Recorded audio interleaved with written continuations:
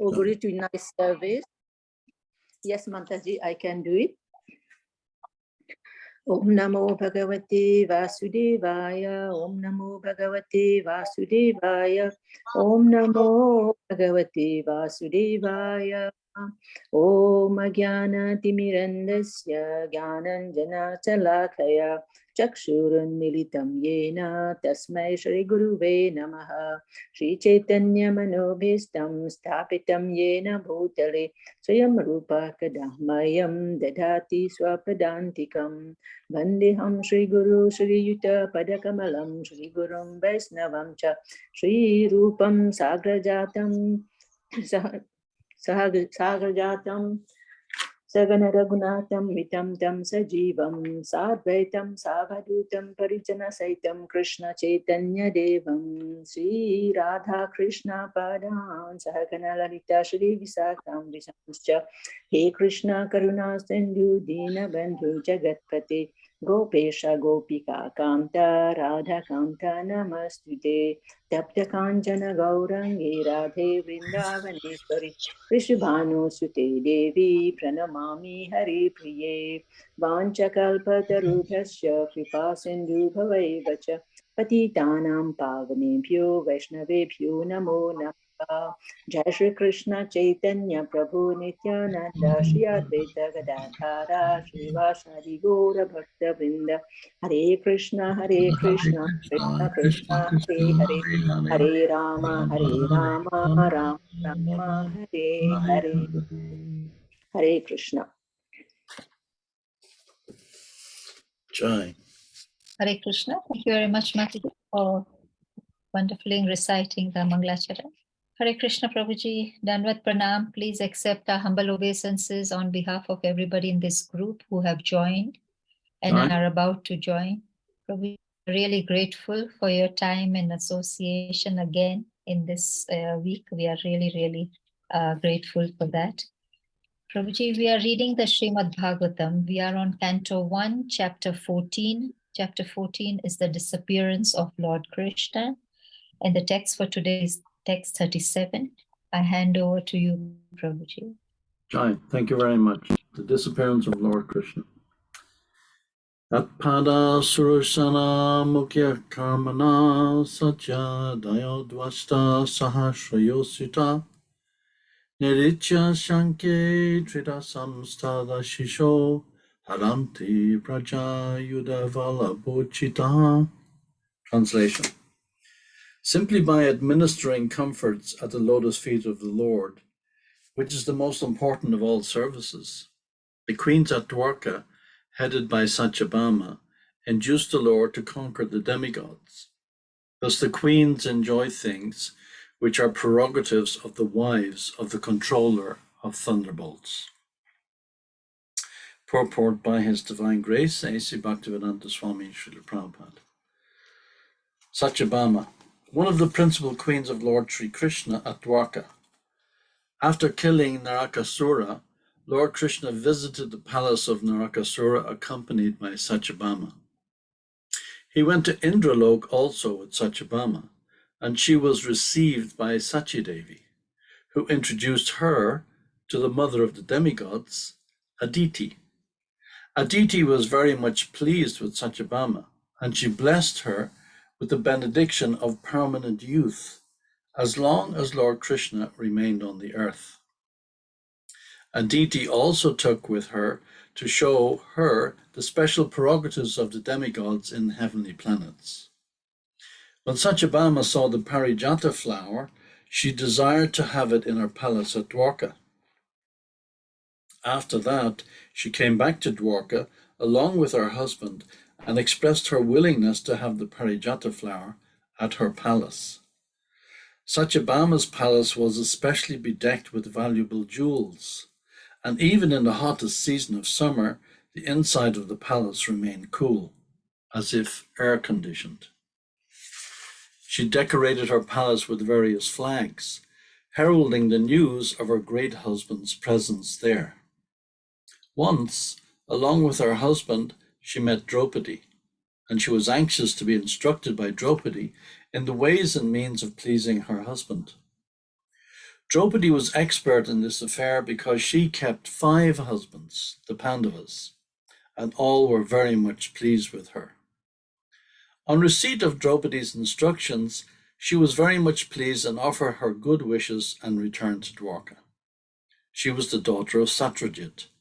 After the departure of Lord Krishna, when Arjuna visited Dwarka, all the queens, including Satyabhama and Rukmini, lamented for the Lord with great feeling.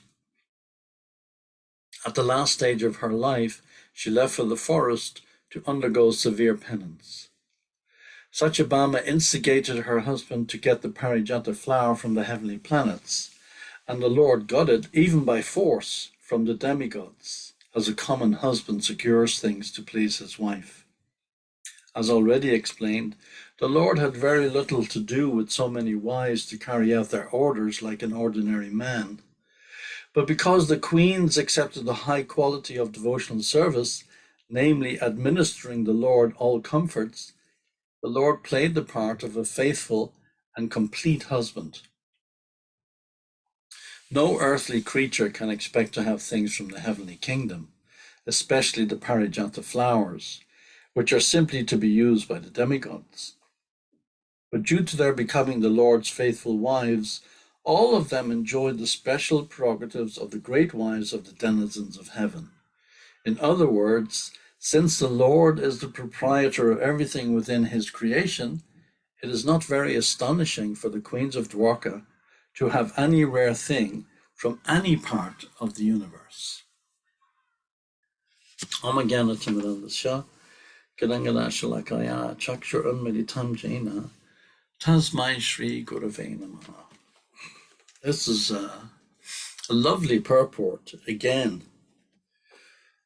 But as we were discussing the other evening about introducing the Brahminical style of culture into the world as best as we can in our own way and in our own example that we can give in our little way for others to see from our example what can be achieved in life. Of course, ultimately, it is best if we can set an example for the whole world to follow. As Krishna says in Bhagavad Gita, that is our duty, that is our responsibility. It doesn't mean that we can be a big king like Maharaj Yudhishthir or be a great worldly leader in that sense. That's not the idea.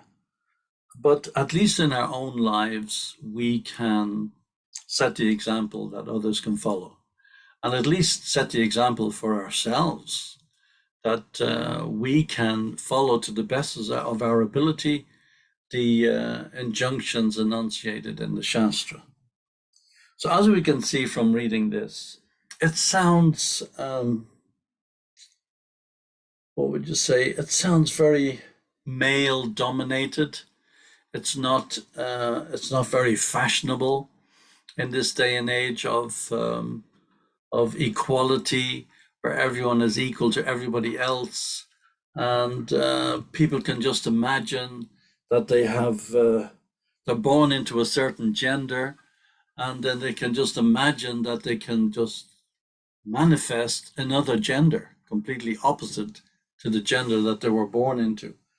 So, even the idea of male and female is ridiculed in today's society. So we have men simply desiring to be women.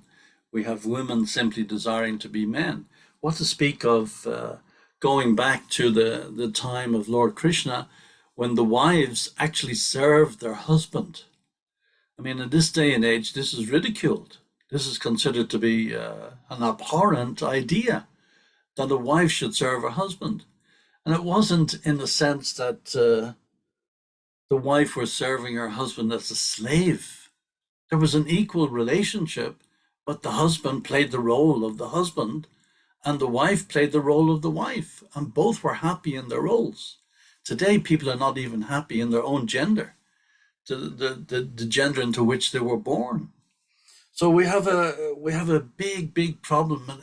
not in the sense of problem, but we have a huge gap between what is expected of us from the Shastra, what is expected of us from the example given to us by Lord Krishna and greatly elevated souls like Satyabhama, who's none other than Lakshmi herself. All the wives of Krishna were Lakshmi, all of them. So what is Lakshmi doing? In this case, Satyabhama, Prabhupada is describing, what is she doing taking an example from Draupadi? Why would she go to Draupadi, who was the wife of the Pandavas, who had 5 husbands? In today's day and age, that would be considered also equally abhorrent. But yet for us, as devotees, as aspiring Vaishnavas, we take it for granted. Yes, Draupadi had 5 husbands. We don't question it. But in today's society, even a woman to serve one husband, and as Prabhupada says so often, as soon as there is small little upheaval in the marital relationship, immediately divorce. And then what comes from divorce? Then, of course, we have abortions. People just want the novelty of the sexual act, but they don't want the result, which is to have a child. So one would imagine that the safest place that a child can consider to be, safest place is in the womb. But no, in this day and age, that is the practically the worst place to end up, in the womb. I can give the example of my own country, which I'm ashamed to say. Ireland introduced abortion. It is against the Irish Constitution for abortion to be even debated in the Parliament. It is that strong. The founding fathers of the country of Ireland at independence inserted it into the Constitution. Abortion cannot even be debated in the Parliament. So what did the government do? They made a referendum to allow abortion to be debated in the Parliament. And divorce was also not allowed to be debated in the Parliament.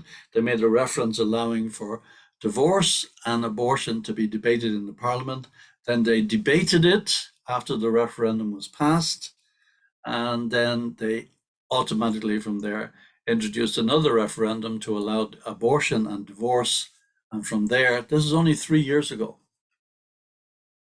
So 3 years ago, and last week in Ireland, again, I'm sorry to say, we celebrated, if we can call it that, the 25th anniversary of the Good Friday Agreement, when peace was brought about after years and years and years of fighting, where thousands of people were killed, innocent people, civilians, were killed in the Troubles bombings, and people got shot, and there was fighting between Protestant and Catholic, and so on and so on, which practically destroyed the country for a long, long period of time. So Bill Clinton, the former president of America, came to Belfast last week, and they had the celebrations. Hillary Clinton came, and the main university in Belfast is Hillary Clinton is the dean of that university. An honorary Tony Blair was the prime minister. So they both got together and they banged the heads of the Protestants and the Catholics, and they said, listen, we got to sort this out. So they sorted it out. And we've had peace. That was in 1998. We've had peace ever since then. But I was reading a statistic. 3 years ago, abortion was allowed in Ireland. In the 3 years since abortion was allowed, there have been more babies aborted in the womb than all the thousands of people who were killed in the war that was going on between the Protestants and the Catholics over decades. So this is abortion is being used as a means of contraceptive. So this is the demoniac way in which the whole world is, and that's just one example. And this is a very strong Catholic Christian country, believing in the values of Christianity, believing in the values that Lord Jesus Christ presented, and believing in love God and love your neighbor as yourself. And yet we ended up killing each other over a period of decades. So this is how far away we have gone. So we have a long way to come, of course, to bring it back to the Brahminical to the Brahminical point of view, where there is actually a Brahminical take on society. We have a huge way to go. That's why I was so much enjoying on my last visit to Kenya. I was so happy to see when the devotees set up these satellite preaching centers around Nairobi, in Juba in particular, where I went and I gave talks on a number of occasions. I was very happy to do so. And the way in which the devotees have set up accommodation for the university students, and they invite them to come and to stay in that accommodation, and they connect with the devotees. They attend the morning program to some, even if they're not devotees, even if they go away into the society, and to go out into society to do whatever they're going to do with their careers, whatever, still they have a favorable impression of Krishna consciousness, and they have some idea what the philosophy is all about. And in many cases, I'm hearing from the devotees in Nairobi, many of them actually join and become bhaktas and engage full-time in Krishna consciousness. This is wonderful. And then, of course, I was so happy to see also when I was in Kenya, I was overjoyed to see the project that has been developed in the farm in Tika. Again, this is setting the example for others to follow. So everything is there. The accommodation is there for the students. The preaching is going on. The books are being distributed. The farm is there so as we can understand, even in our own little way, with our own few cows, and whatever we are doing in our own small way, we're setting the example for others to follow. These are important projects. It's like planting the seed. If we don't plant the seed, then of course we cannot get the harvest. We cannot get the result. And planting the seed is a huge endeavor. You need to plow, you need to harrow, you need to plant, you need to know when to water, you need to know when to add fertilizer, you need to know so many things. You need to be aware, and you need to be expert in preaching. Preaching is not just some sentimental thing where we go and tell nice stories, and we go to Bhagavatam class or Bhagavad Gita class, and we tell a few stories about, the value of life and so on and so forth, and then everybody feels good, take a little prasadam and go away. That's great. I'm not decrying that. That is wonderful. And all these activities are wonderful and they should go on. But at the same time, we also want to see some impact in the general society. And I was so happy to see the way in which the devotees in Kenya have, over the last number of years, have developed these projects, and they're pushing them on. These are so important. We have to get to the leaders in the society, or the future leaders, or those who are going to have an influence. We have to change the way in which people are going. In this particular verse, Prabhupada is speaking of, after killing Narakasura, Bhaumasura in the Krishna book, Lord Krishna visited the palace of Narakasura accompanied by Satyabhama. And we see how it is almost as if, in a way, Krishna is being described as being henpecked. Satyabhama went to Indralok and was introduced to Sachi Devi, and she said, "Oh, that's very nice." And then she was introduced to Draupadi. But then, what did she want for her own personal benefit? She wanted this parijata. And of course, came back to Dwarka, and it appears that she's nagging her husband. "Oh, I want that tree, I want that plant, I want that plant." And he's nagging. Sometimes the way the wife does to the husband, and also the husband does to the wife. It works both ways. And finally, the henpecked Krishna, he went to Indralok, had a fight with Indra and the Devatas, and brought it back and gave it to his wife. But Prabhupada qualifies this. How does he qualify? Because Krishna's wives had rendered him such menial service, that they qualified. Here's Lakshmi Devi rendering service, massaging Krishna's feet, rendering service to Krishna. And because of that, Krishna wanted to reciprocate, to give something back to his wife. It's a loving reciprocation. It's not by force. We cannot force love. It's a dichotomy. It's a complete opposite one from the other. It's impossible to have one with the other. Force and love. Impossible. That's why, when it says with the Abrahamic religions, if you don't love God, then you're going to hell. It's all based on fear. There's fear and fear and fear and fear and fear. And the notion of love, it is almost left out of the picture. Whereas in Krishna consciousness and the Vaishnav Sampradaya, everything is based on love. Everything. And how do we get to the point of basing on love when we go away more and more and more and more from the notion that Krishna is God? Then we find the intimacy increases. When we forget that Krishna is God, the intimacy increases, just like with the gopis. The gopis, Maharaj Nanda, Yashoda, they've no concept of this idea that Krishna is God. Yes, there were some miracles, seemingly miracles performed when Krishna was just a baby sucking his thumb. He kicked the cart demon and killed the cart demon. He killed Putana, who was breastfeeding him. He was young enough to be breastfed, and he killed Putana, who turned into this huge, big original form. Of course, she disguised herself as a beautiful gopi, and in the form of a gopi, and then picked up Krishna and put Krishna to her breast. But immediately, Krishna killed her. She put poison on her breast. And what form? It's described her body when it fell to the ground. It was 8 miles long. 8 miles long. Trinavarta, the same thing, the whirlwind demon, took Krishna up into the clouds. And he couldn't handle the weight, and Krishna grabbed him by the neck, and he fell down, immediately killed.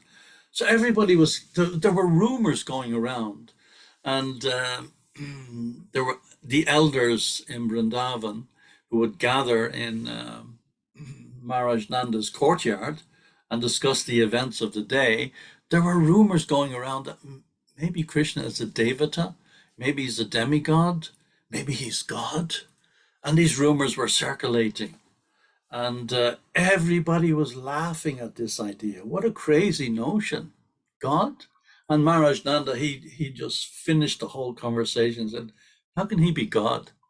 At night when it's raining and the thunder and lightning comes, he comes running into our room crying. This is God? So then everybody just fell over laughing. This is a crazy idea, this notion. But the thing is, this is our life. This is our reward. This is what we are expecting to reach towards. This idea, of course, as Prabhupada explained, one devotee, I forget who it was, I think it was Bali Mardan, wrote to Prabhupada and said, Srila Prabhupada, all your books are based around the relationship that we have with Radha and Krishna. But at the same time, in all our temples around the world, we're dressing Radha and Krishna in this most opulent dress, silk saris, silk dhotis, gold and diamonds and jewels and necklaces and so many things like that. But in Vrindavan, we read about Vrindavan. It's a very simple country atmosphere, very simple life. Why don't we dress Radha and Krishna in these simple clothes as described in our own books? And Prabhupada said, because we haven't reached that level yet. Yes, we have Radha and Krishna in our temples, but we're worshipping in the mood of Lakshmi Narayan. We're worshipping in the mood of Aishvarya, awe and reverence. We don't worship in this simple Vrindavan mood because we're not on that level. Yes, we will be qualified, but we can't artificially, as Prabhupada used to say, jump over to the 10th canto and immediately start just reading the 10th canto. We go through all the cantos as we are doing now, studying, very scrutinizingly, studying the first canto. And look how much we're getting from it. Look how much we're getting from each class and from the different speakers who give their point of view. and their idea and their realization, and everybody's realization has a value. That's why at the end of every class, Prabhupada would always ask, any questions? Always. And Prabhupada would take, sometimes, especially in public lectures, Prabhupada would take the most ridiculous questions, the most insane questions that would come from some of the audiences that he encountered, but Prabhupada would treat every single one as a sincere query. Because that person has gone through how many sojourns of millions of crores of lifetimes to reach that point in time of attending a lecture given by the pure devotee. And they have that opportunity now. Finish off your material business, finish off your sojourn in the material world, and now you're on your way back to Krishna. So in this purport, we have some things that are just very difficult to accept in today's society. Nor should we be running away from these ideas and thinking that we have to pander to today's mood in order to fit our philosophy into today's ugra karmic activities. We don't. On the contrary, Prabhupada said we're not talking, we're not lecturing, we're not preaching in order to please the society. In fact, it's the other way around. Prabhupada said this directly. They should be pleasing us. It's up to them to come around to our point of view. It's not up to us to come around to their point of view. And we have to dance to the tune of the materialists. On the contrary, we are giving something of value. Prabhupada has given us this unbelievable gem of a philosophy. Inconceivable how we came after millions of lifetimes into contact with this wonderful, wonderful philosophy straight from Krishna Loka, straight from Krishna Loka. So we don't have to dance to the tune of the materialists. We don't have to dance to the tune of, we don't have to be sentimental. We certainly don't have to be sahaja and think that we have to pander. Oh, we have to be wishy-washy and we have to dance around. People ask us awkward questions. No, it doesn't mean that we just stick things down people's throats and we're completely insensitive to people's ideas either. That's not what I'm saying. But at the same time, if a person comes in touch with this philosophy and they've gone through so many sojourns of lifetimes and they reach a devotee, and that devotee just gives them some sentimental idea of Krishna consciousness and doesn't give them the Siddhanta, the actual conclusion of what our philosophy is, that person goes away and that encounter with that devotee is lost. It's gone forever. And who knows if they'll ever come back again. Now you may meet someone and you give them the conclusion, the actual conclusion of what the Siddhanta is, what the conclusion of the philosophy is, and they may not like it, but that seed has been planted and that seed will fructify eventually. They may be averse to it. I just remember, I just get completely embarrassed when I think about it. When I joined, the day I joined, when I walked in the door of the temple, I never forget it, all those years ago. And first thing, devotee said, "Oh, you have to take off your shoes." Devotee was very concerned that I have to take my shoes off. Took my shoes off. It wasn't something that was my habit. And I was smoking a cigarette as I walked in the door, but the devotee was more concerned about the shoes. He didn't notice the cigarette. And then after I took my shoes off, he said, "Oh, you can't smoke in here. You can't smoke in here." So I flicked the cigarette out the door of the temple onto the street. That was the last cigarette I smoked. I didn't know that was going to be my last cigarette.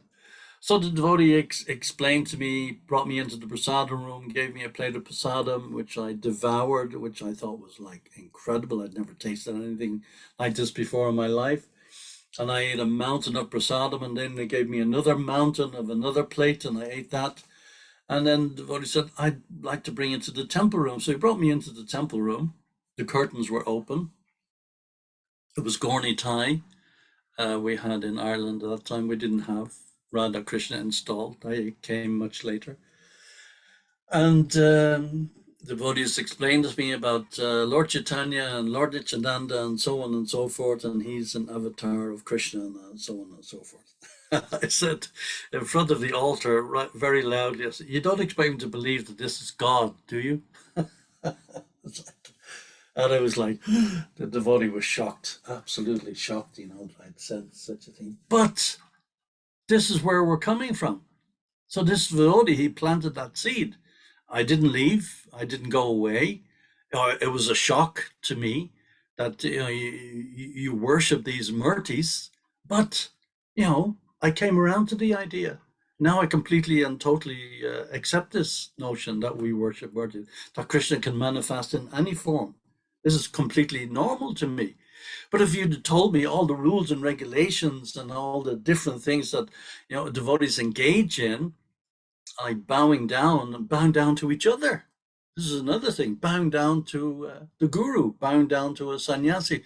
I was like, oh, are you serious? You bow down? But Prabhupada explained that this bowing down, what are we going to do at the time of death? So we learn humility, we learn to practice humility, we learn the limitations of our understanding of life, we learn the limitations of our understanding of who we are. It's only from this bowing down process that we begin to learn, we begin to understand, who am I? That's why the second most popular book that we sell all over the world is called what? The Science of Self-Realization. We've translated it in so many languages. I believe we also translated it into Swahili many years ago. The Science of Self-Realization, the journey of self-discovery. All these books coming from Bhagavad Gita, coming from Prabhupada's lectures, but what is the essence of what we have to learn before we can do anything and develop our devotional creeper? We first of all have to understand, who am I? Who am I? That is the first lesson we all have to learn. Who am I? And we have to understand, I am not the body. Very basic, very, very basic. Your spirit soul, part and parcel of Krishna. So this idea of Satyabhama, a great, great personality, Krishna's wife, bowing down to Krishna. And we see here, Satyabhama's palace was especially bedecked with valuable jewels. And even in the hottest of summer, the inside of the palace remained cool as if air-conditioned. She decorated her palace with various flags, heralding the news of her great husband's presence there. Satyabhama put the flags up, just like in a couple of weeks' time, we're going to have a coronation ceremony here in England, where a new king is going to be installed. And as the tradition, whenever the Queen was there in Buckingham Palace, the flags will be flying to show the Queen is in Buckingham Palace, or if she wasn't there, the flags will be taken down. If the Queen was in Windsor Castle, the flags will be flying to show that the Queen is there. This is coming from a long, long line of Kshatriyas. Of course, in this day and age, they don't have a clue. They don't have any notion that the present royal family of the heritage of why is the Queen was the Queen, now the king to be, why is he going to be anointed with oil? That is there in our Shastras. Our kings, Maharaj Yudhisthira was anointed with oil, holy oil, sacred oil. So all these traditions, they have their root, the Aryan culture, just like my own country, Ireland again. In Irish, the word Ireland has no meaning in the English language. It's because we were colonized for hundreds of years. That's why we speak English. We've even lost our own language. But the name Ireland has no meaning in Irish language. It's not called Ireland in Irish. The name of the country is Gala na Héireann, and that means the land of the Aryans. And on all I remember from my childhood in school, learning about ancient Irish history, as we used to call it, mythological history. It's only when I joined the devotees and started reading Prabhupada's books I could relate to it as being, this is Aryan. This is coming from the time of the Kshatriyas. The Irish were known warriors, known kings, known Kshatriyas. At the end of Dwapara Yuga, just after the battle, and particularly when when the Yadus had their big fight, and they all killed each other after drinking the alcohol, and then the Kshatriyas, the remaining Kshatriyas, scattered all over the world, meant here and there and everywhere. And we see remnants of the Vedic culture in every walk of society, in every part of the world. We see remnants of the Vedic culture. It's everywhere. Even in the language, again, the Irish language, I could understand from reading a little bit of Sanskrit when I started reading Srila Prabhupada's books, that my own language was directly related to Sanskrit. Directly, so many words. When I used to live in Germany. I lived in a temple in Heidelberg for a number of years. And again, the German language is practically all Sanskrit. Lufthansa, the airline, Hans Swan. So the air swan. So it's all connected. Russia comes from the word rishi. All the rishis used to live in Russia. So the Vedic culture is everywhere. It's all over the world. Prabhupada has brought it back to the West to remind us again that just what are our origins? Where are we coming from? We're not we're not these bodies. We're not European or American or Indian or Japanese or whatever, or Muslim or Hindu or Christian or Jew or whatever. We are Gopi Bharta Kamala, Ur Das Anudas Anudas, the servant of the servant of the servant, a million times removed, the servant of the personality of Godhead, of the gopis. This is our position. And what are the gopis doing? They're just serving Krishna 24 hours a day. They only think of Krishna 24/7. They leave their husband, they leave their family in the middle of the night to go and dance with Krishna, although it is also in Vrindavan, in Krishna's time, it was against the social convention to leave your family, to leave your husband in the middle of the night and go off and dance with Krishna in the middle. They didn't care. They didn't care about social convention. So why do we care about social convention? Why are we interested in trying to please the karmis? That's not our job. Yes, we can present, we can sugarcoat. If the karmis find the philosophy bitter, and it doesn't fit in with the modes or the trends of today's society, we can sugarcoat it, and we can present it in a way we can become expert, so we can preach in such a way that they will accept it, and they will eventually come round. But it doesn't mean that we have to lower our standard in order to appease the society. No, it's our business to bring the society up, not for us to go down to the level of the society. We're not interested in that.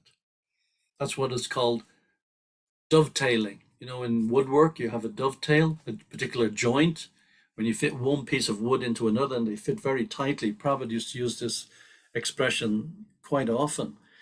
You dovetail everything in the service of Krishna. This is where we become expert. And now those of us who have been around for a while, even those of us who have joined recently, we have to learn this. We have to be bold. No, don't be afraid. We have to become fearless. And how do we become fearless? By diving more and more and more into the philosophy, by discussing the philosophy amongst ourselves, by listening to Srila Prabhupada, by reading his books, but particularly by chanting. What is Prabhupada's name? We say it every day. His Divine Grace, A.C. Bhaktivedanta Swami Srila Prabhupada. Abai Charanaravinda. Abai. Fearless. Fearless. Bhaktivedanta. What was his spiritual master's name? Bhaktisiddhanta. He was the bhakti, the servant of the conclusion of the philosophy. Great, great, great devotees have come in this line very, very recently. And in Srila Bhaktivinoda Thakur, who's written hundreds, thousands of songs and books on the philosophy from every single point of view. Look at these great, great, great stalwarts, these Mahajans of Krishna consciousness who have come in the last 100 years. That's all. In the last 100 years, we have this great, great fortune to have encountered the philosophy as presented by these Mahabhagavats. And we have to take advantage of it. Don't let it go. Don't let this opportunity lose itself. Prabhupada goes on to say, decorated with various flags. Once, along with her husband, she met Draupadi, and she was anxious to be instructed by Draupadi in the ways of means of pleasing her husband. We have to figure out ways of helping people to understand that unless there is a role in society for a man, unless there is a role in society for a woman, and then we understand the roles, it doesn't mean that, it's only in the last 100 years from the time of the suffragettes that women have been given the vote, and rightly so. And women are taking very prominent roles in society, and women are taking roles of leadership and so on and so forth.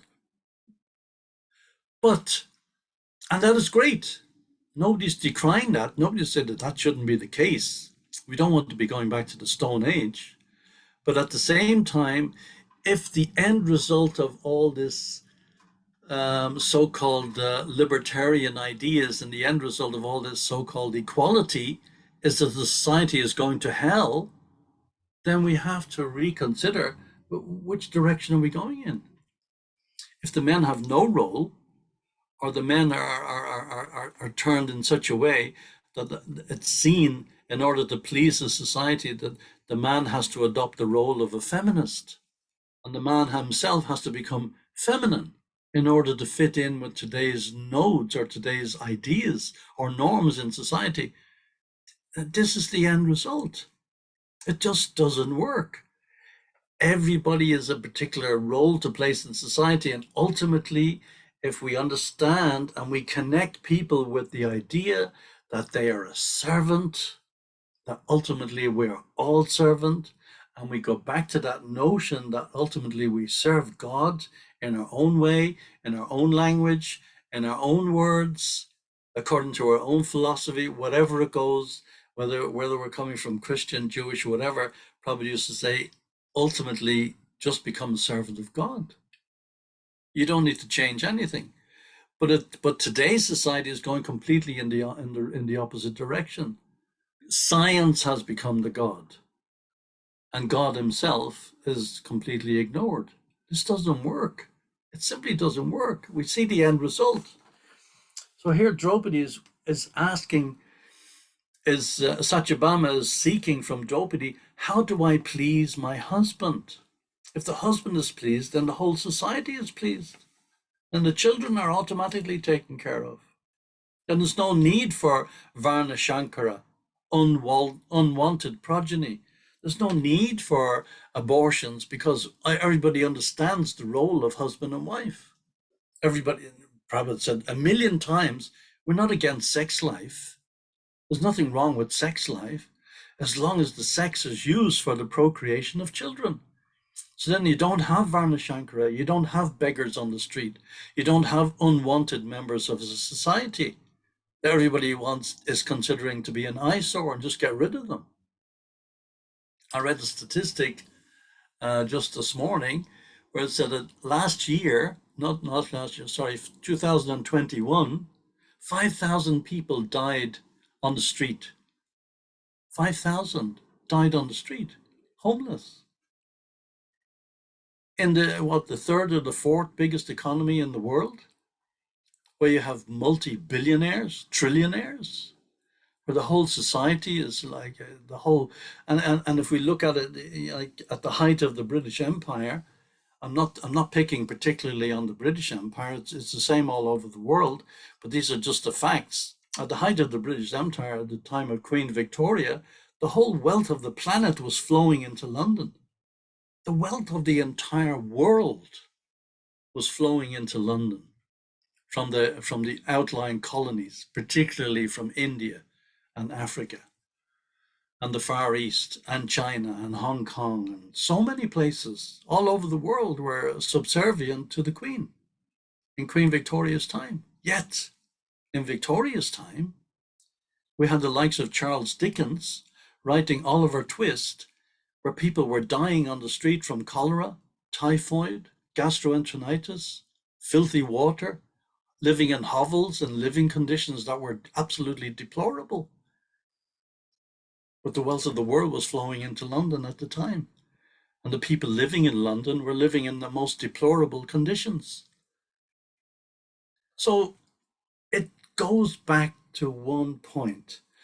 Until we establish Varnashram, the whole society is going to hell in a basket.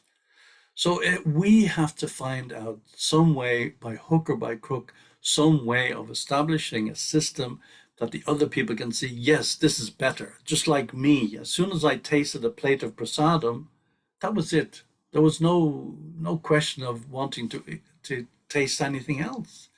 Because Prabhupada said, you give something higher. That's why we also sell that book by the million, Higher Taste. It's a recipe book, but it has a lot of philosophy in it. A higher taste. So when you get a higher taste, you're not going to go back to something that's lower. The problem is people don't know what is that higher taste.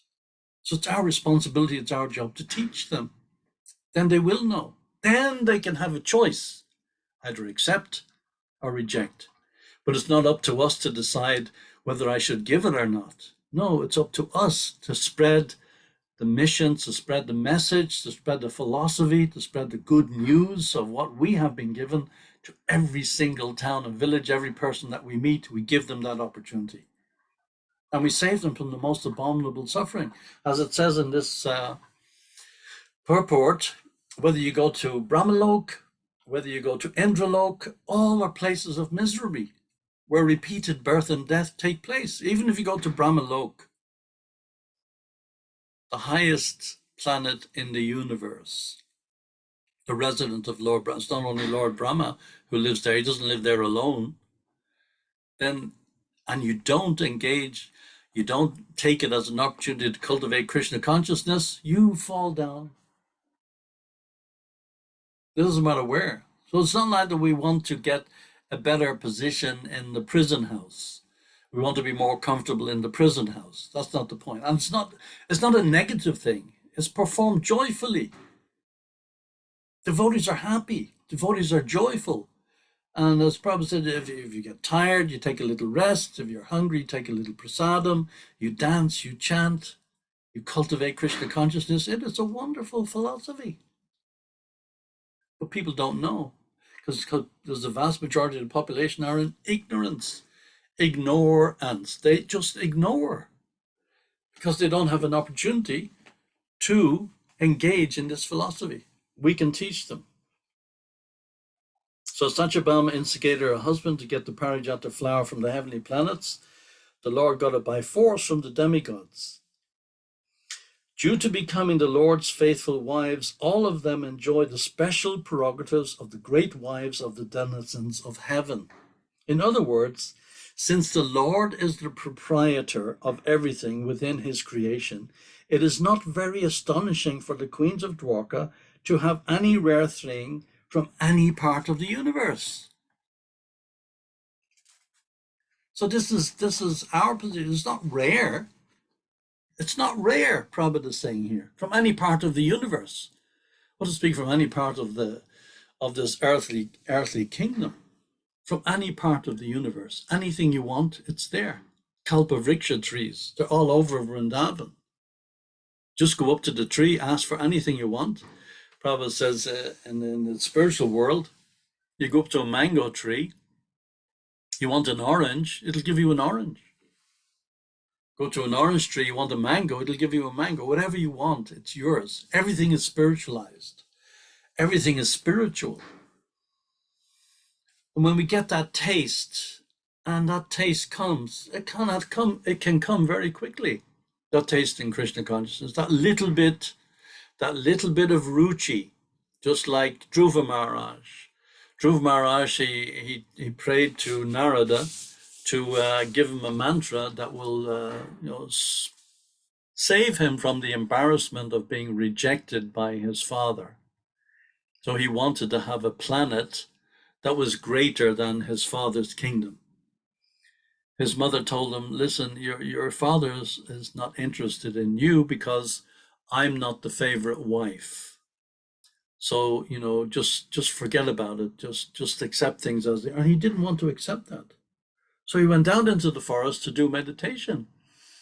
And Narada, in order to save him from the tapasya of meditating in the forest as a 5-year-old boy, said he's not going to last. So Narada came to him and told him, listen, just forget about it. Just go back home, cultivate your life in the palace. You're a prince. You're the son of a king. Your mother may not be the favorite, but you are still a prince. You're the son of a king. You're not going to last here in the forest, all these wild animals and so many tapasyas. You won't survive. And he insisted, said no. He rejected Narada Muni's advice. And he finally said to Narada, give me something that will help me to in my meditation. So Narada said, okay, you chant this mantra, it will help you. Om Namo Bhagavate Vasudevaya. So he meditated on Om Namo Bhagavate Vasudevaya. And Lord Vishnu appeared to him. And as soon as Lord Vishnu appeared to him and began a conversation with him and instructed him, and then immediately disappeared, he was lamenting, what on earth was I thinking of? I wanted a palace bigger than my father. I wanted a kingdom bigger than... How stupid could I have been? Here the Lord is appearing to me, and I could have had Krishna. Instead, I was looking for some kingdom. So then he immediately became a devotee, gave up all these notions of looking for anything else. And he was a prince, living in the palace of his father, a very wealthy kingdom. He gave it up because there was a higher taste. So this is what we're after. And we have this opportunity to get this higher taste every day. We're engaged with this philosophy constantly. We're meeting with devotees. We're having classes like this. We're having round table discussions. We're attending programs. We have a glorious opportunity. So please, let us not just keep it to ourselves. Let us pass this on to others so everybody can benefit and the whole world can benefit from this. Instead of going to hell in a basket, the whole world can go to Vaikuntha. That's our goal. That's what we want. That's what Prabhupada has given us. That's what Prabhupada sacrificed on our behalf. I was going to read about, I printed it out, the whole conversation between Narakasura and Bhaumasura and how he came, because it probably just mentions it in the first line of the purport that we read today. But I'll read it another day because it's very interesting. It's a bit long, but it's a very you know me. I've only got half a brain. I start talking, and then I get carried away and go in so many different directions. You'll have to excuse me, and I can never follow a pattern of anything that I want to say. All these other crazy ideas come into my head, and then I lose train of thought of what I was going to say. So please forgive me. It's 5 minutes remaining. If anyone has any questions, please, I'd love to hear comments, questions, or criticisms. Thank you very much. Thank you for your patience. Hare Krishna.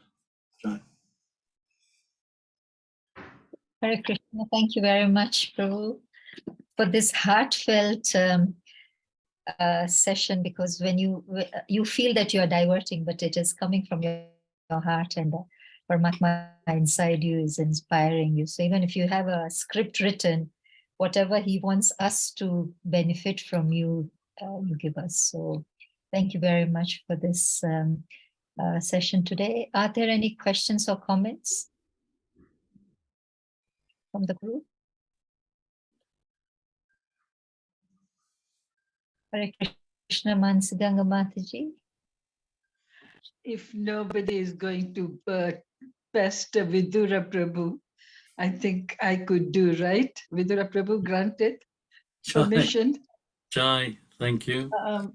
I'm, I get accused. I was listening to you and thinking old school were so adamant, no dilution, no wishy-washy, give straight like Prabhupada would give.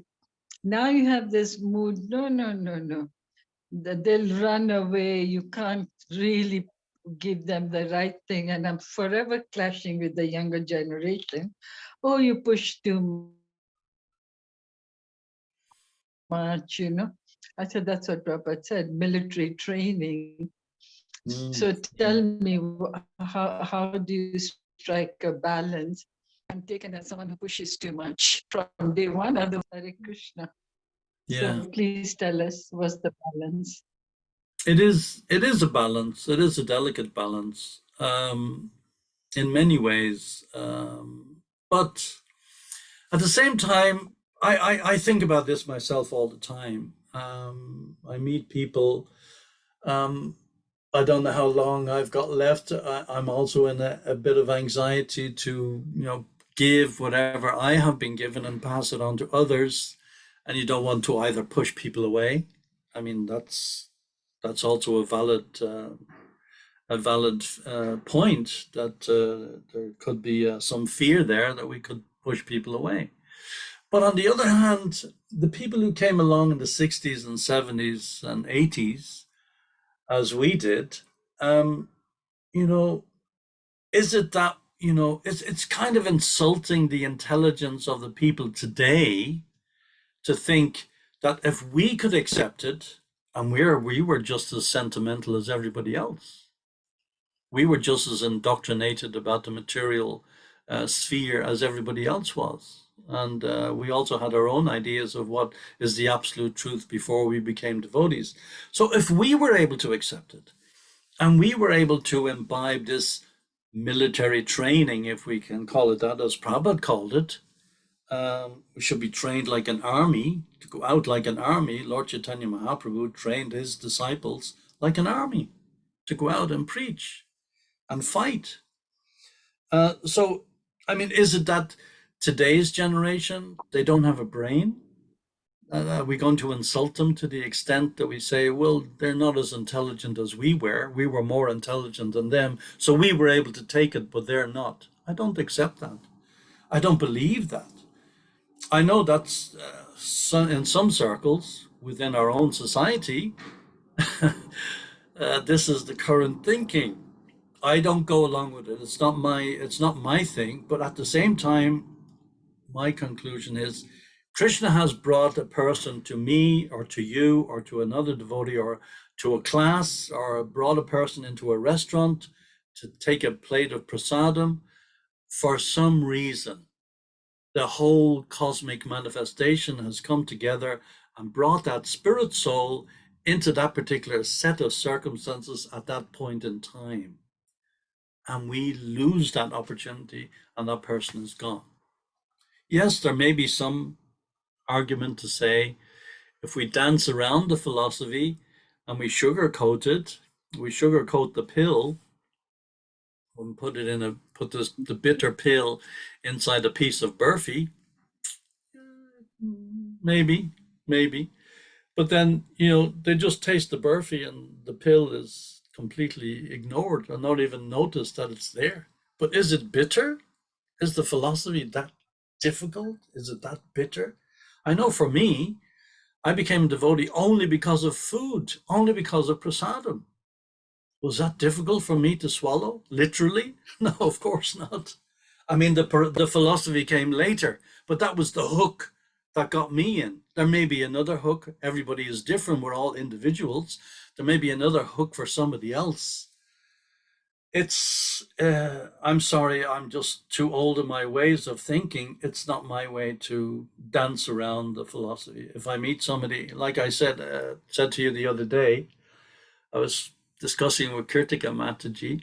I was in the hospital for a few days, and one of the other patients saw me chanting, I explained the philosophy to him. I showed him the beads and how they work.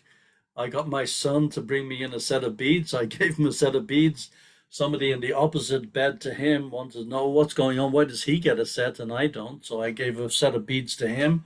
I told him to keep them clean, keep them in a nice position, wrote out the Maha Mantra for them, typed them up, gave them, and now I'm still in touch with those people. So practically half the ward became devotees. But, you know, I could have just stuck to my little bead bag and said, well, you know, it's my little corner and hid away in my little things, suffering from my headaches and my bodily condition and everything like that. But no, Krishna sent that person along. Maybe I became ill and I had to go be admitted because that person wanted the beads. And it was Krishna's turn. The person was 84 years old and he gets a set of beads. You know, so who knows? Who knows? The whole cosmic manifestation is brought together. It's everything. Not a blade of grass moves without my sanction, Krishna says in Bhagavad Gita. So if it's, you know, if it's the time, it's the time. And if it's not the time, it's not the time. We're not the Ishvara. We can just try our best to the best of our ability in all sincerity. Of course, we have to be sincere. And we are sincere. Devotees are generally sincere. They just want the best. Devotees don't want people to suffer. Devotees hate to see people suffering unnecessarily. Suffering will be there, but at least we can understand why is the suffering there, and there is an end to this suffering. And we grab that opportunity. We can go for it. So thank you very much. Thank you. I hope that answers your question. I'm not politically correct. That's always been my problem. And I have to sometimes just keep my mouth shut. Do a moan of rats. Is the same. Thank you very much. Very nice question. Hare Krishna Prabhuji, Hare Krishna dear devotees, Hare Krishna Prabhuji. Thank you for this nice class. It's like imbibing more in our brain, whatever you have been talking about, to give so many references, so many examples. Like this Ireland war, it has been going forever, you know, but now you're giving this good news that it has stopped. It's very, very nice to know all these things. With your experience, with your age, your experience also is there. It's very good to teach the younger generation. So I have a little kind of realization here when you were talking about service, about serving. So we know we are all servants. And if we go to Bhagavatam, Canto 3, we see how the great Princess Devahuti, who was the daughter of Swayambhuva Manu, the father of mankind, how she served her husband, Sardama Muni, how she neglected her own body, and she served her husband so diligently. She gave up all the lust, all the pride, the envy, the greed, the sinful activities, the vanity, everything. And she was a princess. And where were they living? In the forest. And she has been meditating, I think, for 10,000 years, but still how much she served her husband. So this service attitude is vanished in our day-to-day life nowadays. Nobody is serving anyone. Everybody want to be the master. I want to be served, right? There is no, love doesn't exist for truth. It's only lust. Yes. Even in a marriage, if you see, there is no love. It's like, what can you give me? What can you provide for me? So each other is trying to find out who can give more, who can do more. It's not like, like before, a woman will stay at home taking care of her children. Nowadays, children are being neglected. And it's so heartbreaking, you know. This morning itself, I was listening to some news, and I'm seeing how children are being taken away from their parents at birth. And it's like, come on, it's very, very common. And they don't think about this new born baby's breastfeeding, and the mother is sitting near the House of Commons, waiting that those ministers will see me. I'm sitting here, give me my child. What kind of sin? What kind of sin, Prabhuji? As you said, abortion rate is very high, but on the other side also, as soon as a child is born, it's being taken away. Very, very bad that is happening. Sorry, Prabhuji, Hare Krishna, very nice class. Thank you. Jai. Thank you, everyone. Thank you. Thank you. Haribol. Yes, there are so many examples. Sita Devi. Look at her example. Went into the forest with her husband, suffered all those trials and tribulations, and came through and is glorified. This is millions of years ago and glorified even to this day. There are so many examples, so many. And these people who think they have their own self-interest, they're not. They don't have their own self. They're just selfish. But they're not even selfish because they don't understand what they're doing. As Jesus said when he was dying on the cross, after he had been crucified, just before he left his body, he said, "Father, forgive them, for they know not what they do." They don't have a clue, not a clue, completely in ignorance, totally. The whole world, the whole universe, forget about the planet, the whole universe is in ignorance. The demigods are queuing up to take birth here so they can engage in the Sankirtan movement. And we're already here. We're already in it. We're a part of it. We should thank our lucky stars. Jai, thank you very much. Haribol. Thank you very much. On that note, we will conclude today's session because we've exhausted our time. Yes, are you going, Prabhu? Is it possible for you to end this session? Hare Krishna. Yes, yes, Mataji. Thank you, Prabhuji. Thank you, Hare Krishna. As always, very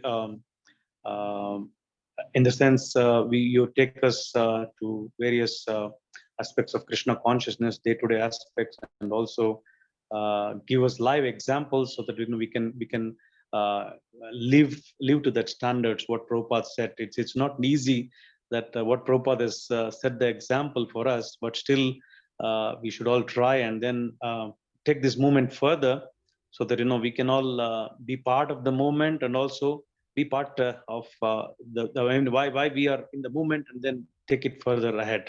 Thank you so much, Prabhuji, for inspiring all of us. I would like to invite all the devotees to unmute and then chant Hare Krishna Mahamantra once for glorification of His grace, Vidura Prabhu. Hare Krishna. Hare Krishna. Hare Krishna. Hare Krishna. Krishna Krishna. Krishna Hare Hare Rama. Hare Rama. Rama Rama. Hare Hare Hare. Jai. Vanchakalpatrushta Kripasindhubhevcha Patitanam Pavanebhyo Vaishnavebhyo Namo Namaha. Grantaraj Srimad Bhagavatam ki jai, Ananta Koti Vaishnavindi ki jai, Srila Prabhupada ki jai. Hare Krishna. Hare Krishna. Haribol. Thank you. Great. Prabhu ki jai. Thank you, Prabhuji. Thank you, Prabhuji. Hare Krishna.